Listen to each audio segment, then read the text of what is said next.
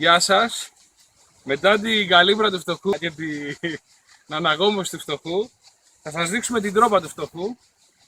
Λοιπόν, η τρόπα του φτωχού, έχουμε ένα σωλήνα σπιράλ, οτιδήποτε κάνει.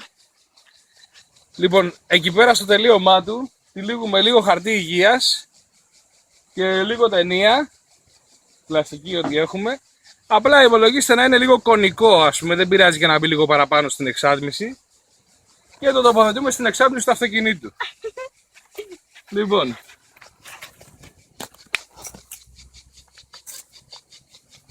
Βαγγέλης, έτοιμος? Βάλε μπροστά και πάτα κάτι. Βάλε μπροστά και θα πατήσεις, θα σου πω εγώ.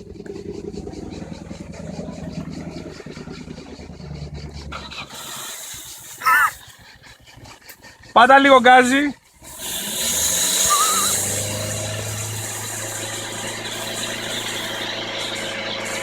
Κάνει τίποτα. Πώς δεν κάνει?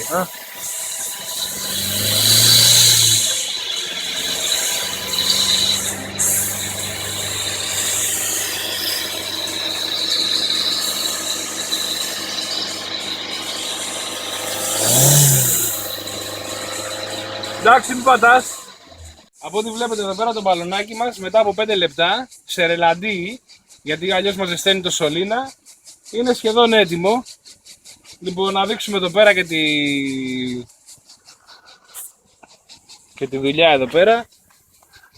Εδώ πέρα πάει στο μπαλόνι και εδώ είναι στην εξάρτηση. Να δείξουμε και τις στροφές. Δουλεύει εκεί σε ρελαντί, κάτι λιγότερα από 1000 στροφές. Μόνο του πάει το εργαλείο, μόνο του.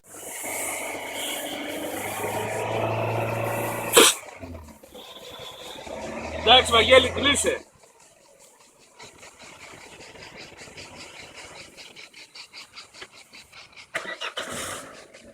Πάτα σταθερά.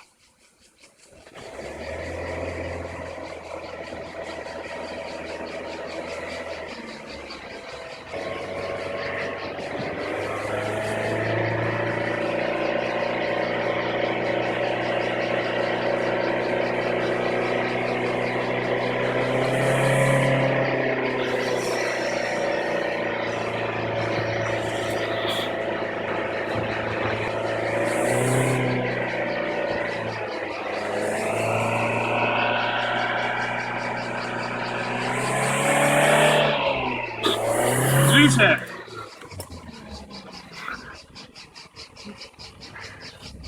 Έτοιμο. Λοιπόν, αυτή η βάρκα είναι πολλά λίτρα όπως το βλέπετε. Φουσκώθηκε σε 5 λεπτά, φουσκώσαμε το μέσα και σε άλλα 5 και τα 2 τα εξωτερικά. Είμαστε έτοιμοι τώρα για βούτες. Καλό καλοκαίρι.